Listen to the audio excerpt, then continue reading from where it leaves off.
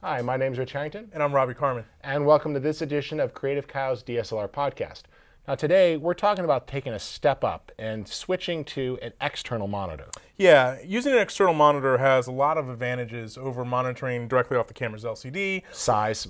Yeah, or even just using a viewfinder, yeah. Yeah, I think what you're seeing here is that, in the world of pro video, we know that what you see in the viewfinder is important, but a lot of times you got other people on set, directors, talent, producer, clients who want to see what's happening. Absolutely. And you're also dealing with the fact that, it's just going to be a bigger image when you're putting it out, whether it's a small field monitor or 17-inch, 27-inch. There's huge field monitors these days for HD. Absolutely. And a lot of the field monitors that we'll find, like this guy from Small HD, this one from Panasonic, Marshall's another popular manufacturer, they're real small, lightweight LCD panels that obviously give you a much bigger image than monitoring directly on the camera, but they also have several benefits.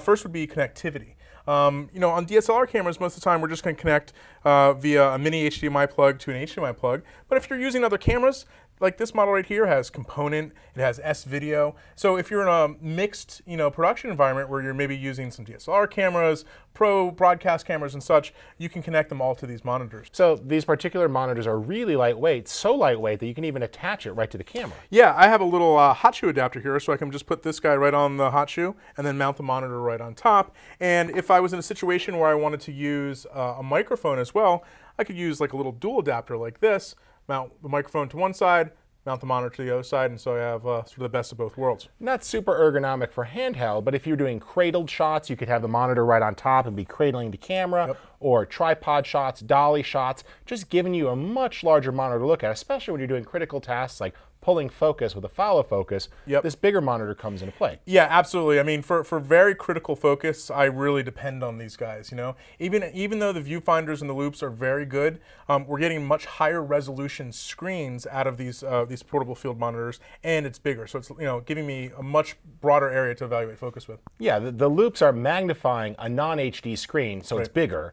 This is a true HD resolution screen. Absolutely. Now, if you've already got a professional field monitor like this guy here, instead of buying a new monitor, you can actually get an adapter. So, a lot of these pro field monitors that are HD have HD SDI type connections. Right. So this is one from AJA. I know Blackmagic makes these. And these are just converter boxes that basically go from HDMI in out to dual SDI. And what's kind of nice here is this actually has two outputs. So you could send one to the DP and another to another monitor on set. And these do need power. We're starting to see others pop up that are battery operated. I've seen Jag 35 coming out with ones that are built into their cages. But this just lets you actually, when you're shooting, send video out or pop in, review some clips, and you could step on through and take a look at stuff you've already done. So if you want to do playback, we can go to a clip here and I could just go ahead and select that and press play.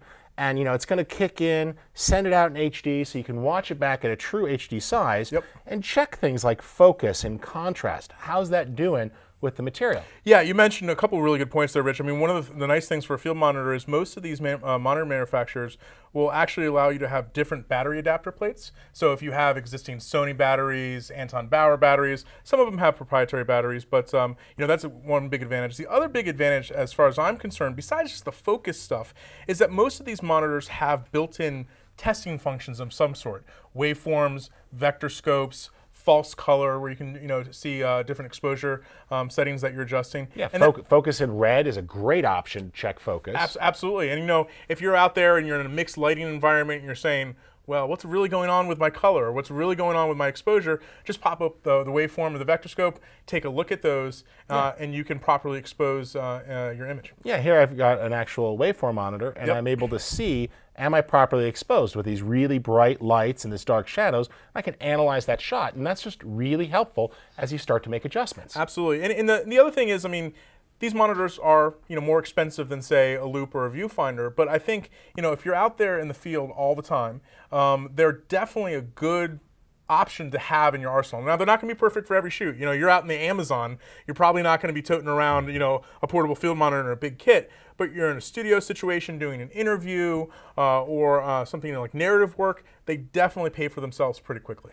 Yeah, and this is a great investment because it's going to work with the DSLR camera, and as you pointed out, they'll work with other cameras you might be using as well. So consider stepping up. And even in a worst case pinch scenario, if you're on the road and you can't fly with gear, we've gone as low as swinging by a local big box electronics store, buying a small HD TV set, finish the shoot, donate it afterwards. Even a lot of computer monitors out there these days have HDMI inputs, so in a pinch it works, and you get critical focus, color accuracy, and stuff like that really helps out for sure. Great. Well, hope you enjoyed this episode of Creative Cow's DSLR podcast. My name's Rich Harrington. And I'm Robbie Carmen. And feel free to head on over to creativecow.net and check out their DSLR forum. Tons of great episodes up there, issues, all sorts of forums and questions, magazine articles, definitely stuff to check out.